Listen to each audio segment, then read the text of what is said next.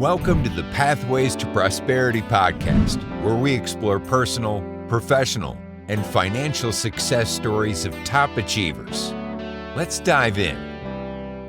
Awesome. Welcome to Pathways to Prosperity for Entrepreneurs. Today we're joined with Christie, Vice President of Cornium Global Intelligence. She overreaches major data and AI conferences across North America, specializes in sponsorship sales, strategic content development, and many more. Join us as she shares her experience in shaping the tech industry and her dedication to community leadership. So how are you doing?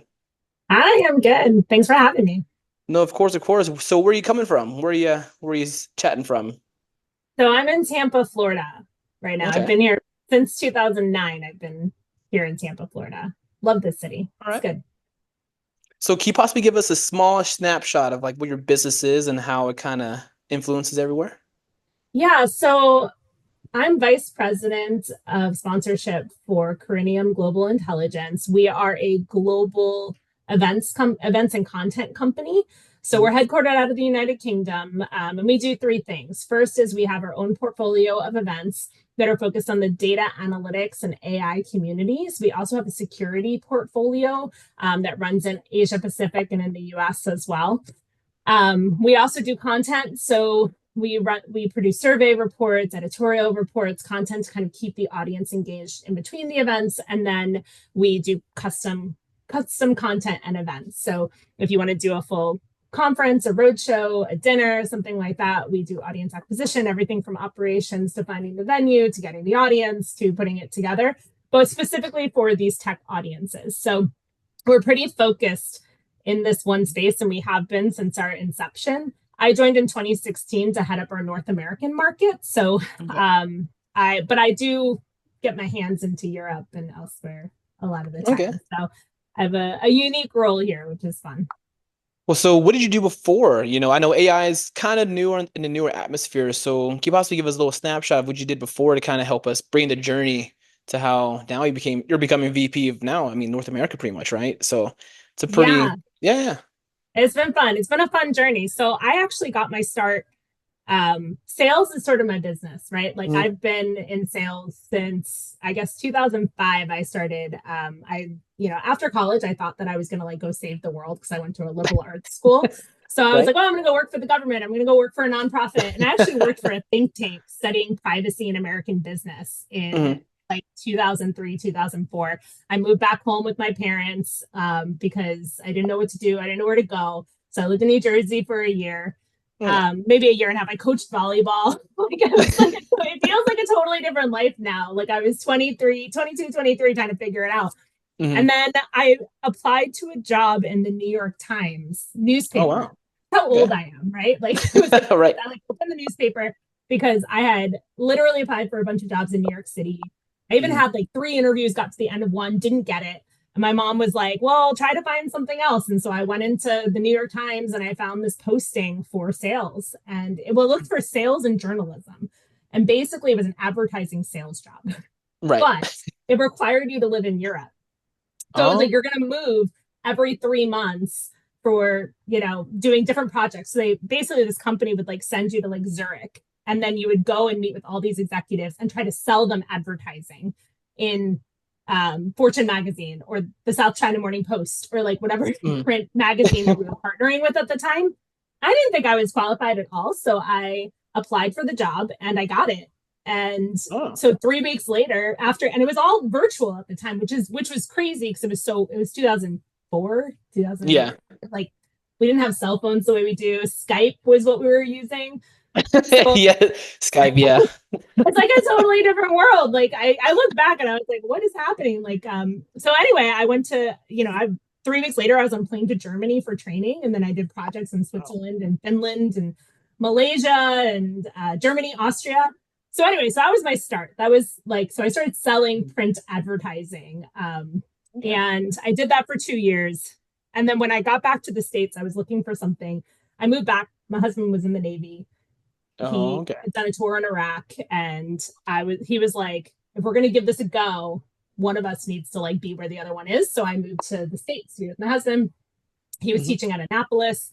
I wanted international business. because I just come from that world, and I didn't know what to do. And that's how I fell into events. So I ended up in the trade show business. And the first trade show I worked on was a plastics show in Mexico. But trade shows are huge. It's like 27,000 people. It's like big trade show floors. I was selling trade show space. I was doing like 50 to 100 dials a day, you know, like that. It was like dialing for dollars is what I was doing. But it was the events business. So I got to go to Mexico. I worked on a show that was in Japan. There was one in Russia I was working on. So I got to, it was still in like the international world. And then my husband said, what do you want to do? Like, where in the world do you want to go? And he said he wanted to go to Australia. He was going to get out of the Navy. And so I applied to a job in Australia, and then I got it in the conference industry. So I moved to Australia. And so it's just been like this weird kind of, and after that, I've done a couple of other things, but that's how I got into the conference industry. So while my events are focused on data analytics and AI, and I do know a lot about that community and like what's going on there, because those are kind of hot topics right now. My real expertise is in events and conferences and media and that, you know, advertising, promotion, and really connecting buyers and sellers. So putting vendors in front of the people that they're looking to get in touch with, and putting that audience in touch with other experts so that they can learn and mentor and build communities. So it's really about community building at the end of the day. While I am a salesperson, and I always say I'm a salesperson. It's like what I do. It's really about connections is really where I excel. So anyway, that was a long answer. I apologize for that. No, I mean, that's literally, you say you travel the whole world. You pretty much traveled every seven continents, even Australia, right? That's crazy. Strangely enough, when I moved, we went to Australia for a year. We came back and we moved to Tampa. And again, like I wanted international business, but Tampa was not, in 2009, it was not like a global metropolis down here. It was like, there wasn't a lot of like, and now you see a lot of like company headquarters have moved down and like, because real estate was cheaper down here and it's still Eastern time frame. So, you know, companies can do business, but in 2009, it was not that at all. It was very much, you know, a lot of domestic. So when I was looking for jobs here in Tampa, I wanted an international spin, and I ended up working for an international engineering firm, or an engineering firm that was US based. It was employee owned, but they had just started an international subsidiary because they won a project in Qatar. They were going to do a project in Saudi Arabia. They were opening offices in Dubai and Abu Dhabi. And I just wanted to be an assistant. At that point, I was like, I want to get out of sales. I just kind of want like a day job, like 9 to 5, but I still want to be connected. It ended up being a much larger job than I thought it was going to be. And I was there for like 4 years. You're like, oh. It was a bit of, they got acquired, and then we had to like merge our international operations into theirs, and like that. It was like a huge learning experience. It was amazing. But, you know, kind of fell into it. And then I got back into the events business with the same company from Australia who opened an office here in Tampa. Like it was it was like completely random. But this company that I work for now, the guy who I worked for in Australia started this company. In 2014, I guess, somewhere around there. And he called me in 2016 and was like, I know you. I might have been the only US person. I don't know. I know. He was like, I know you. I know you're in the industry. Like, I know you kind of know our business. Do you want to help me launch this? And it was like work from home. It was start a new market. And I think at first we all kind of thought, okay, like it's a bunch of us. Like, let's see what we can do, you know? I took it seriously, but I didn't take it like, I don't know. I don't think I ever saw that it was going to become what it became. You know what I mean? Like now we've got this huge community. We run events globally. We've got a huge community of like speakers and attendees, and I've got vendors that I've been working with for years. You know what I mean? So it's turned into something I didn't think it was possible when I first. Well, I mean, you like essentially, like you said, like you have that path. You had that path from way back when, and now you're implementing it now. So I mean, it's like a whole 360. Like you said, you took it serious. And you brought it here. So that's crazy. Well, and I think that's the biggest myth that people tell you is that like something needs to be established for me to actually work it or to do it or to like build a business or to build something.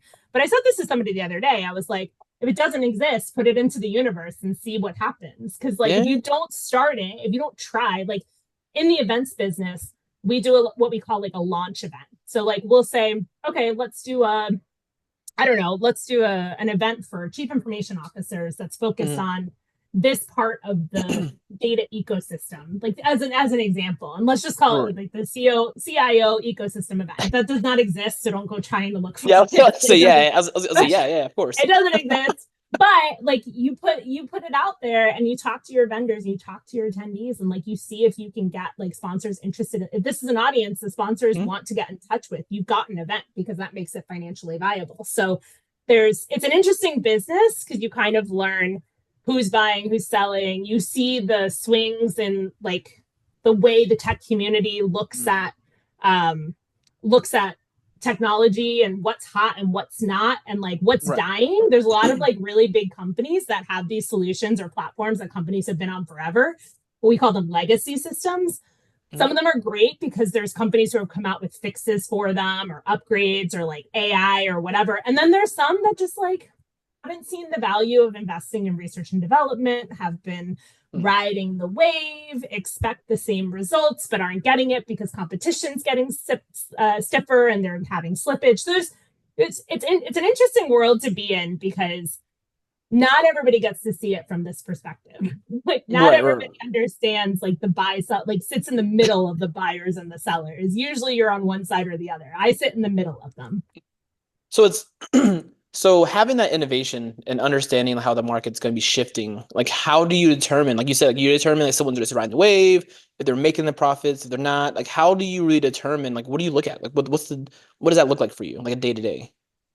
I think events are great when they're at a time when things are disrupted, because when there's disruption happening in the market, it means that people are trying to get like a different message in front of the buyers, and that the buyers oftentimes don't know that they have problems that they need to solve. And that's where conferences can be really helpful, because you go to, I don't know if you've been to a conference lately, but like if you go to a conference, you're going to learn about something you don't know. You're going to talk to people who are doing what you're doing, but doing it better. You're going to like solve a problem. Like you're going for these specific reasons. And sometimes you sit in the audience and somebody gets up on the stage, like a vendor gets up on the stage and like changes your life, like comes up with this solution that's like, I'm going to make your life easier. And this is how I'm going to do it.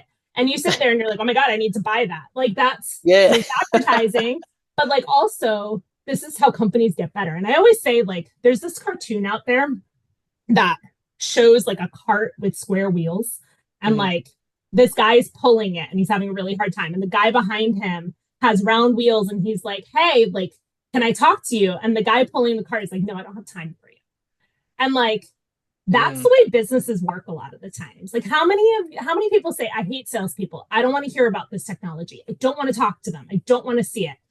That means you're closing yourself off from an opportunity to make your business better. If you don't want to talk to salespeople, that's fine, but don't shut yourself off from innovation, right? Like don't shut yourself off from like seeing what's new out there. That person might have something you want. I take almost every sales call. I probably shouldn't put that out there, but I love learning about what's new. I can't buy everything, and not everything works for me. And sometimes it's not a good solution, and that's fine. But like, occasionally you come across something you're like, that's gonna make my life easier. That's gonna make my business more profitable.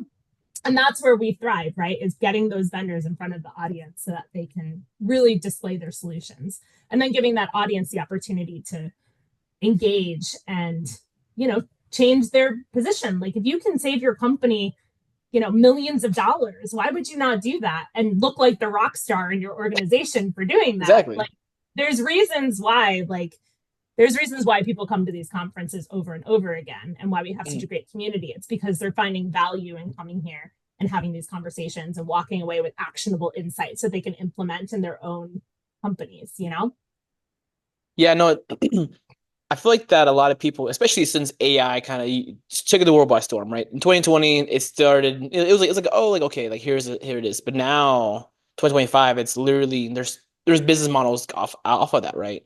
But a lot of business owners who are like more like the mom and pop, they're scared. They don't know how to use it. So people I was on to someone recently, they're like, yeah, like we use AI in our business coaching because it helps tailor make things into their business model.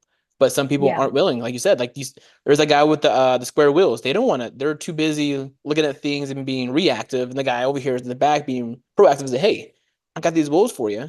Yeah, and I love that. I love how I was at a conference probably a few months ago, and like you said, I was like, wow. I was at a Stuff Direct the IRA conference, and it was like, hey, this is what you need to do to help save your money some more. I was like, oh, you can do that now. Okay. So it's like I was like, okay, now we're getting the ball rolling, right? It's so true. It's so true. And I would say AI is very application specific. Like people talk about AI as if it's all the same.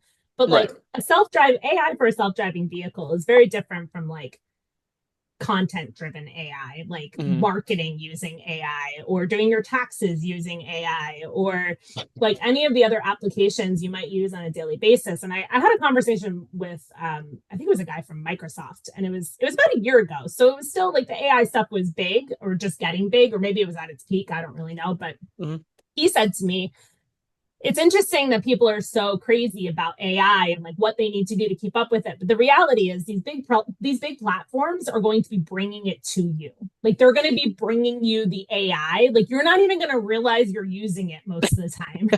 So, and there's like this TikTok that I saw, and it was a solution to decomplicate the AI applications that you've downloaded. So they're like, how many AI applications have you downloaded? Is it like 30 of them and you don't know which one to use for what? Or you forget, and like, here's a tool that can help organize your AI. And I was like, oh my God, are we at that point? Like, I think things are going to shake out at some point, like, so that we're all a little bit more organized, and it's going to come through acquisition and merger. And like these big platforms kind of driving the AI journey for the average American, and whatever job they're in. But it's exciting. Like, I think it's exciting. And people are like, oh, you're going to lose jobs because of it. I don't think you lose jobs. I think jobs change, right? Yeah. Like, it's like when Uber came out and taxis got so mad about the fact that they couldn't, like, Uber was becoming more popular than taxis, and taxis developed their own app and their own infrastructure, and got their guys on Uber, and like, they just change and adapt. And the world changes and adapts and overcomes, and that's the beauty of business. So like people can freak out all they want, but like adapt or be left behind. Like that's really the way that's the way I see it, given the way I've seen it. I mean, you're talking to a person. I used to sit by the fax machine to get a contract. You're like looking at the AOL. Friday afternoon, sitting there. I mean, I was in Australia, so I had a beer at my desk, but I was waiting for faxes to bring this contract through. No, man. And now it's like all via like you're just Candidoc, and like all of the different like signing, like the different tools that like make putting a contract so much easier together and getting it signed off. Like you adapt and overcome. Like I'm not mad at the fax machine. I'm not mad at DocuSign for coming up with something better. Like, are you? I don't know. Yeah, I know. That's so funny. I was talking to one of my coworkers. I was like, yeah, I remember AOL, just the dial-up. You hear in the background, you're on the internet. It's like, yeah. But now right? it's like now you don't hear anything. Like I remember I was speaking of TikTok, I was on it, and a lady was like, I wish we had one phone for the house and only one person this dials on. I was like, a home phone? And like you hear people in the background like, you mean a home phone? Is that a landline? Is that what we're going to? You know, I look back at my dad when I was a kid, and he was like, call waiting became a thing. And he was like, I'm not putting anybody on hold. I don't need call waiting. Because he had to like pay extra for call waiting. He's like, I'm not putting on hold. That is so rude. And now my dad's like with his cell phone, he's like, oh, wait, hold on. Whatever calls. I was like, when I was 6, it was rude, but now it's like now it's all right? Now it's really fine because you have a cell phone and anything goes. So it's funny. Anyway, it's funny. So my business is interesting because number one, I get to build this community. I get to see buyers and sellers together. Number two, I get to keep up with the data analytics and AI conversation because it's really hot right now. And in the it's a little bit more boring in the corporate world because we're talking more about like data governance, data management, AI governance, AI ethics, like all of the stuff that like businesses have to look at from like a risk perspective and from a productivity and efficiency perspective. So like that's sort of where I sit. It's not the exciting self-driving car stuff as much as I'd like a self-driving car. It's not that stuff, but I get to keep up with the conversation because it's all relevant. And so it's good cocktail party conversation, but then, you look at the world and like the roles, it's not a traditional like business role. Like kids don't grow up and be like, I want to be in conference sponsorship sales. Like it's not a role that like people look at. You'd have to probably fall into it or like be looking for a sales job in a location where there is an events company for you to work for, but it's not the traditional sort of roles that people look for when they get out of college, I don't think. Yeah, people think about events as in like more of like the weddings, right? More like the more like that aspect, but you do it on a huge scale. I mean, like you said, the whole North America. You said some in UK, the guy from Australia. So like you're dealing essentially with the whole world. And with that being said, like what have been one of the biggest challenges that you've had to overcome, like being in this career? Like what does that look like for you? I think I don't know if it's the biggest challenge, but one of the challenges that I've had is working with a global staff across time zones. Okay. So there are cultural differences between Europe and the US and even Australia, Mexico, Canada, even. Canadians are really nice. Everybody talks to you out there. Right. Like Yeah. when I used to be when I first started in event sales, it was about dialing. So it was 100 dials a day. And I'd be like, I want to call Canada because they'll talk to me. Not in America. It's just a different way. But then, you go to Mexico and there's a language barrier and they like to talk, like I have to talk late at night to them. For some reason, they like to talk at 7 o'clock my time. It's 6 o'clock their time, but like their hours are just different, right? If you work in Europe, I'm up at, like, I've got colleagues in Europe. I've got conference producers and, my audience acquisition team, and a lot of them are at my content team are all out of Europe. And so I'm up really early on calls with them. So I'm really busy in the morning having my team meetings, and I'm really busy with clients in the afternoon. When you're selling events that span time zones, or if you're working on something that's in Europe and you're working on something in California, that can be a very long day. So time management is like a really important thing, especially working remotely. If I was in an office, and this is one of the reasons why I'm not a big fan of going back into an office, is because I would have to be in the office all the time. Like my job requires me to be flexible with my clients, with myself.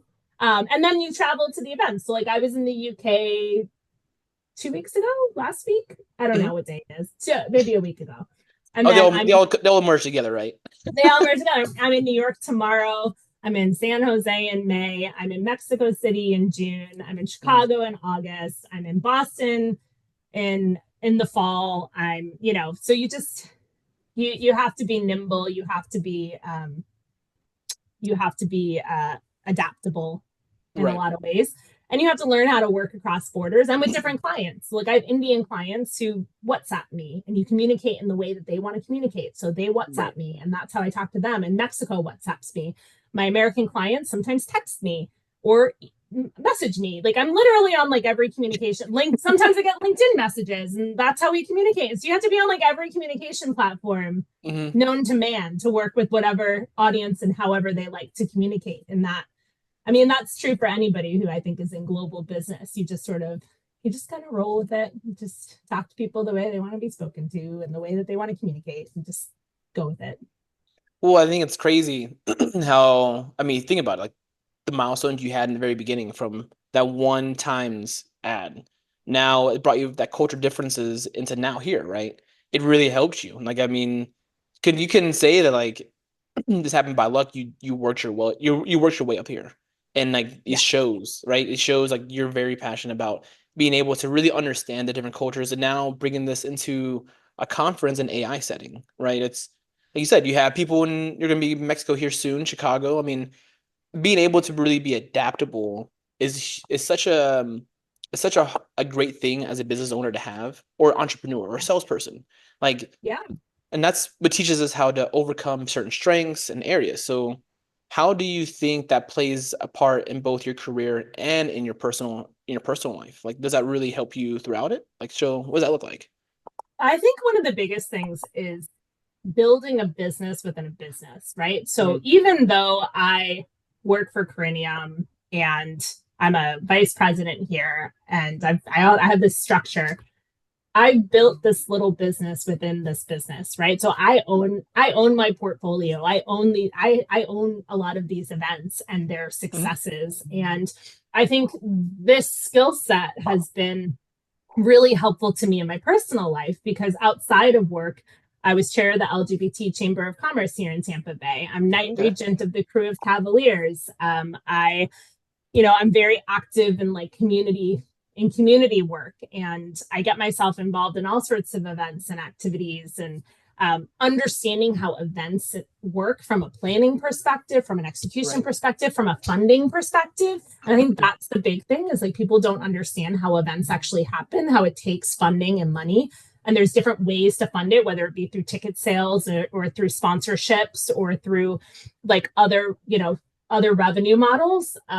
It's a really helpful skill set to have when talking to any organization. And it's a unique skill set, because a lot of people either sit in like I go to events, or I have volunteered in an event, or maybe they've just figured it out. Like you mentioned weddings earlier, like you get married and you just all of a sudden become an event planner. And then it becomes like, how many people get overwhelmed with the wedding because they've never had to have that skill set to like plan it and like work with it, where wedding planners come in, right? So even them, to a certain extent, like it's a tough job. It's a really like it's stressful. It is fast paced. It is unforgiving.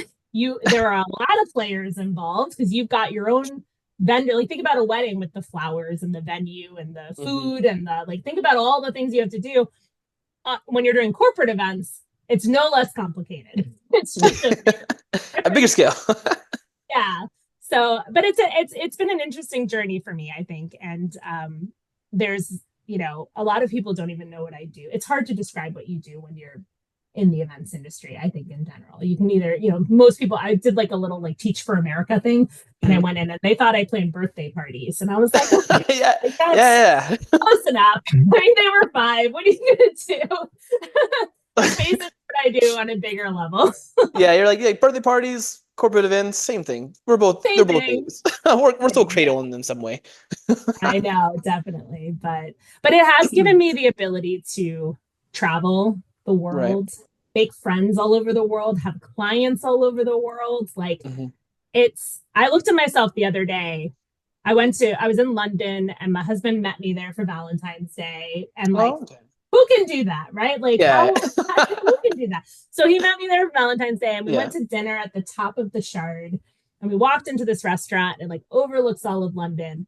And I was like, we made it. Like, Like, I'm 43 years old. It's taken me a while, but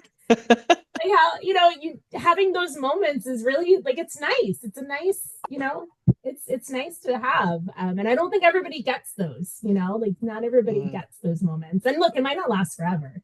You never know. Yeah. Like data and AI could like bomb tomorrow. You never know what happens. Like the internet could crash and never like not be a thing anymore. Like you don't know. Like we had a pandemic. Nobody saw that coming. So like you need to savor these moments when you have them, and like, recognize your accomplishments for what they are. I feel like a lot of people, like you said, they just don't reflect. They put their head down. They're like, oh, like why am I keep working? But once you have that one realization, I think it really sparks another drive, right? Like you said, you don't know what's gonna happen next week. You don't know what's gonna happen in an hour. There's always talks of like the next pandemic. There's gonna be always talks about another war or something like that. But if you're living in the moment and seizing it, it doesn't matter what happens tomorrow. I mean, I wish I could go in London and oversee the whole, like, go to the top of the Shard and oversee London. I'm like, oh yeah, this is great. I was like, that would like having your significant other, right? It's like having that person who is also just who's like seeing you and just watching you grow like that, and just bringing the best person out of you. It's nice. Yeah. It's nice. Yeah. We're very supportive. We've switched like when I was, I don't like to bring like pay gaps into it, but when I looked at like what I was being paid when I was younger and for the amount of work that I was doing, and, like I was an administrative assistant making like $48,000 a year, like as an assistant, but then I ended up with this huge job and didn't really get any pay raises or anything. The company was just like, yeah, you'll just do what you do. I mean, obviously, you know, when you're in sales, it's different. You kind of like chart your own path. So it's a different kind Right. of control over your finances. But when I was younger and not making all that much money, my husband was the breadwinner, right? And so Yeah. when we came into this marriage, we were like, we don't want to ever fight about money. If you need help, I'll pick you up. If he needs help, I'll pick him up. Like it's a partnership. And so I'm very lucky that we have this partnership, that we've been able to kind of, you know, plan our life and support one another in it and be able to, you know, be financially stable. But, you know, it's taken a lot of work and there's been scary times. You know, the pandemic came and events went away and I was like, geez, I'm in the events industry and nobody's it's like nobody can talk to each other. Like, what do you do? Right? Like I thought my business was done. I literally looked at my husband and I was like, my career is over. Like it was really nice while I had it, but like we're not getting back together in person. And we went and converted into virtual events. Like the funny part is we had come up with a virtual event. We had our first virtual event in September of 2019. Pandemic happened in March of 2020. Right. We had a virtual event in the market in March of 2020 because our owner had been like, you know what? I think there's 2 virtual events. Like maybe we should try selling them and see what happens. Yeah. And so as soon as the pandemic happened, we already had the technology to run a virtual event. We already had the audience. We already had like the sponsors signed up for in-person events. We're looking for a different vehicle to get in front of this audience. Right. And so we were able to move them really quickly into a virtual event. And so because of that, we were ahead of the game and we switched platforms a few times. We innovated with different formats and things, but like, that is a true like business resiliency case study to me. You know, like being able, because a lot of our competition just shut down. They were like, we're done. We're not doing it. And some of them haven't come back. And new ones have come in because they figured out the virtual thing or they were doing it before.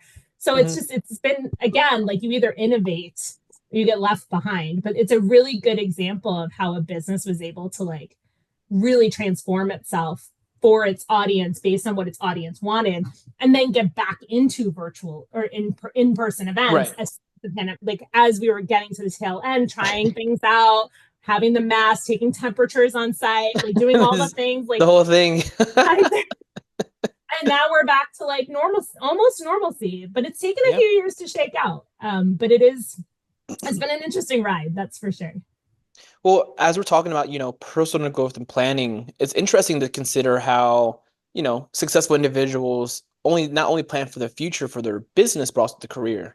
So that also like kind of brings me to the question, like you navigate the business well, and like you navigate the challenge. Like you said, you had the 2019 and now you went through 3 different platforms. Like how do you also apply this to like other investments in your future of like your retirement and like also like business acquisitions? Like you said, you're very diligent. You know what to look for. Like you said, some businesses grow, some of them fall. Like, how do you do that for your future? Like you said, like, you don't know what's going to happen next week. So do you do that for your investments and planning future also, or what does that look like? Yeah, so we've been pretty diligent about savings. From when we weren't making very much money. We're still trying to put money aside for our futures. My husband was better than I was at first. I got better when I got married because I think living in Europe requires a different level of investment, I guess. But we have a financial advisor who's amazing. He helps guide us through what we should be doing, what we shouldn't be doing. He's kind of my first phone call when things go weird or wrong. We have like a big investment that we need to make. When you have big things like your roof, like we live in Florida, your roof, your water heater, like the insurance stuff that's getting crazy. So, it's really about being attentive and paying attention to what you're spending. And then, look, events is not right now. This is what I'm doing. This is what I love. I'll do it as long as I can. But I think at some point it's a stressful business. It's usually a young person's business. If you find a lot of the events executives burn out usually around, this sounds terrible, but they kind of burn out at like 30, 35. Like it's a lot because there's a lot of travel. It's you're on all the time. It's very busy. It's stressful because like there's always like, no matter how great of an event there is, there's always things that go wrong. It's always a fire drill. It feels like that all the time. And there's a lot of bad culture in the events industry. We have a great culture at Crinium, but I've been at other companies, I've seen other companies, and there can be a lot of bad blood. So I think, I want to stay here probably for the foreseeable future. But I love wine, and I'm taking a course to learn about wine, and I want to. But my retirement job is to be a wine tour guide. Like that's that's what I want to do. I want to take people to wineries and sit. I love it. That's all I want to do. So at some point, I will retire and become a wine tour guide. But that's. Are you try to be a sommelier? A sommelier. Sommelier. Maybe. I don't know if I want to get that intense. Hey, I don't know. You seem like you seem like when you're a go-getter. You seem like a person who is, when they see it, they go above and beyond. Maybe. I don't know. I go between wanting to take over the world and wanting to sleep on any given day. It's very topsy-turvy. You just have those days where you're like, I really want to fix everything. And then you wake up and you're like, I just want to be left alone today. I want to watch TV and be left alone. So I don't know. If you think about it, you've conquered a lot of the world, right? I mean, North America, pretty much the whole North America right here, right? And now in Europe, you've traveled to multiple countries. You have amazing connections. You have, like you said, people in India. So I think that and you're not too far apart from conquering the world. I promise you that. I'm not too far. Yeah, I haven't done as much in Asia as I would have liked. I spent 4 months in Malaysia once. That's as close to Asia as I've gotten. So I feel like maybe I need to do more exploring. But it's more fun to explore the world on your own too. It's fun to do it with business, but it's more fun when you can go and sit in somebody's house or go to a local festival and learn more about the culture than just the inside of a business room, or a conference room.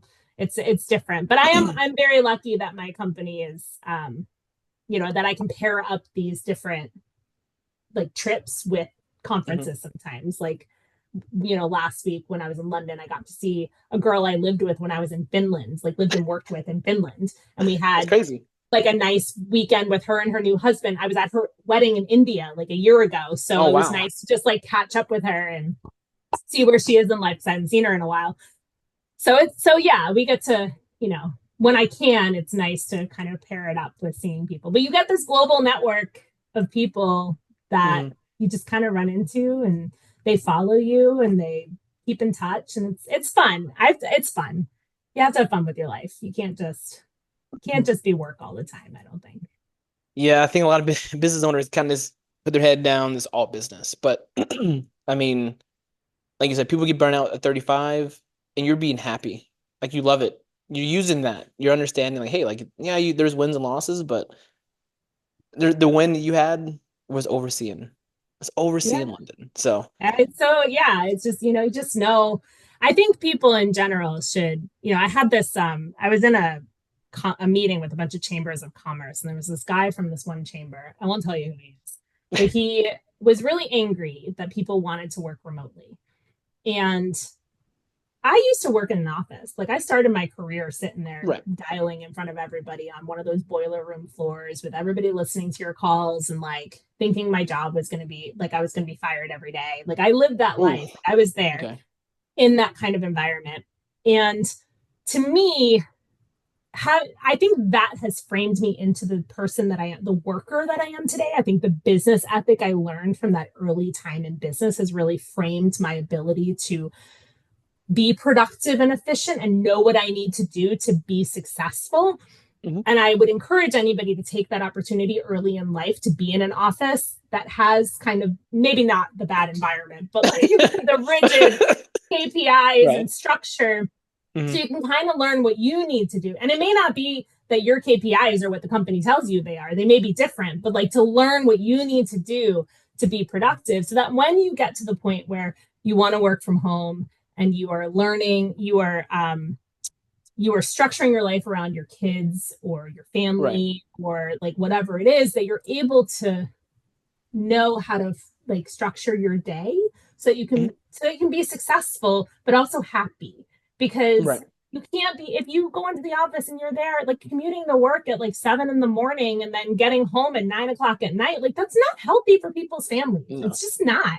So I don't know, I'm a big advocate for the work from home culture, but I'm also a big advocate for balance in your life and for businesses. And if you need people to be in the office I get that, but you need to you need to build some sort of structure that helps them also have the time that they need to be with their families and decompress and find joy in their lives. Because work, unfortunately, is not joyful for everyone. I don't think in general. Right. So, I mean, that's sort of my message to corporate America. We put these strict structures in place and said, this is the way it needs to be. It's 9 to 5 every day. But who came up? It was it's a union rule. Yeah. You know what I mean? It doesn't have to be that way. If your people can get done what they need to in 40 hours versus 50 or 60 hours or 30 hours versus 40 hours, why not look at ways to helping them be happy as well? I feel like that, I mean, I was watching an interview and it was a European country. And the guy was like, why don't you work your workers harder? Why do you give them 4 weeks off of vacation? He's like, well, and they get off early also. He's like, well, I would rather, he's like, because you could make more money, right? They're working a lot longer. You can make more money. He's like, well, it doesn't matter about the money. It matters about the happy culture. See, Europe and the US is more productive. Yeah, there's like you said, maybe in 40 hours you can get it done and go home and spend time with their families. They can have the vacation that they need.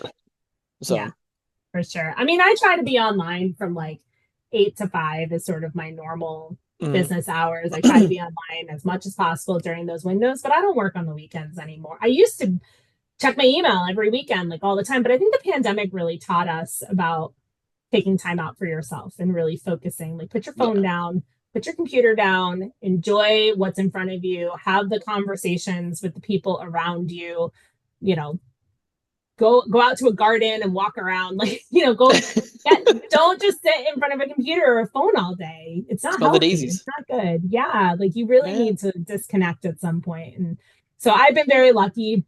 And maybe it's because I've worked for a lot of Europeans. There's a lot of European event executives in this business. So I've worked for a lot of Europeans and, foreign companies in my career.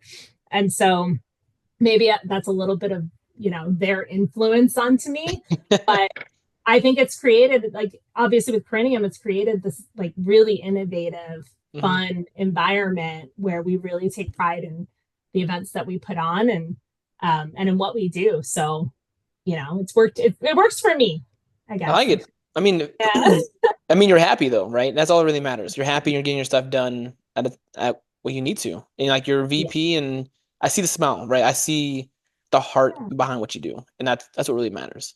But it's fun. I think I've learned that. I think you go through tough times, and there's tough events and tough things, but at the end of the day, my job helps me live the life that I want to live. Right. And they always say there's that difference between what do they say?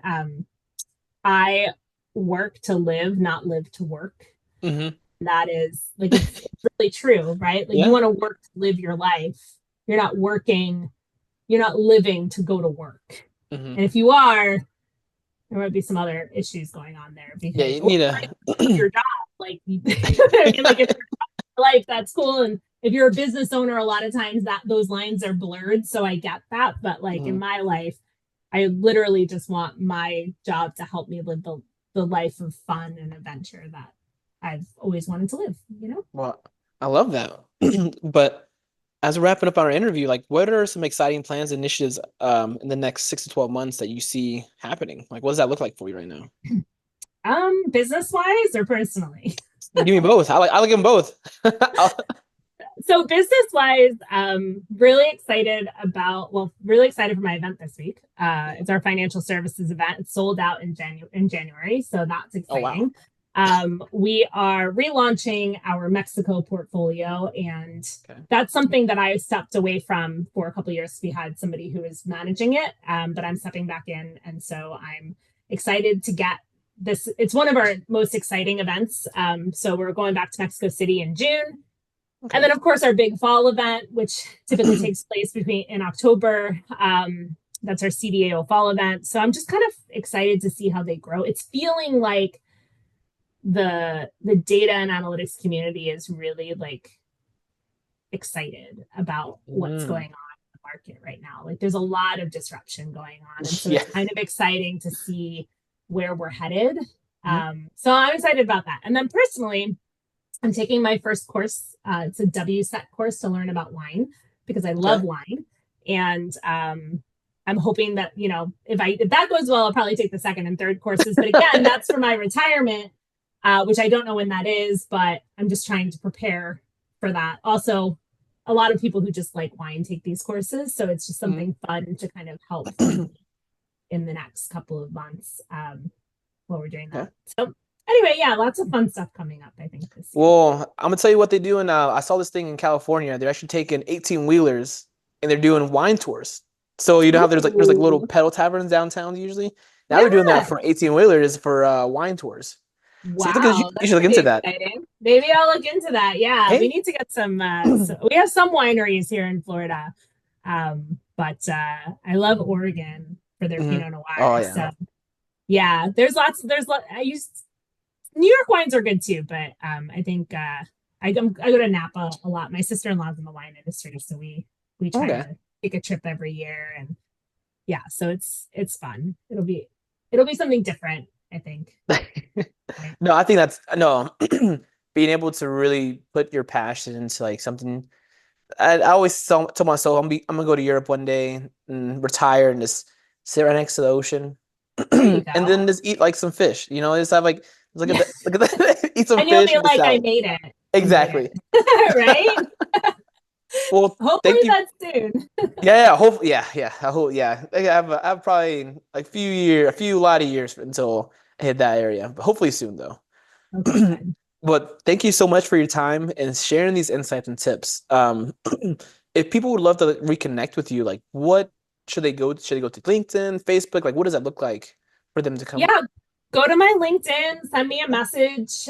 We can coordinate to chat. Anything from like what we're doing in the community with the Crew of Cavaliers and I'm not as involved in the chamber anymore, but I always like to stay connected if I can. And then obviously with Corinium, if you're interested in the data analytics or AI space, if you're a vendor in the space or even an attendee or a potential speaker, I always like to hear from them because we're always looking to build these events and we're looking to build them globally. So I talk to everyone. I try to talk to everyone. I can't guarantee it, but I try to talk to everyone if I can. So they're free to reach out and say hi.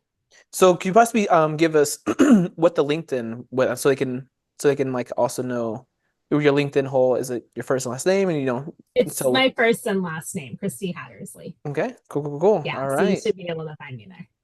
All right. Well, thank you very much. I love the insights. I love the energy you brought to us. And I really would love to see even more. So I definitely would love to see you more. Maybe have you back on here. It's really good to have really good energy. So yeah, no, for sure. Well, thank you for reaching out. It was great to meet you guys, and thanks for giving me an opportunity to chat. And keep in touch. All right. Well, hope you have a great day, and thank you very much, guys. And hope everything goes well for everyone. Sounds great. Thanks. Bye. Thanks for listening to the Pathways to Prosperity podcast. Got a success story to share? Visit pathwaystoprosperitypodcast.com/guest and apply today.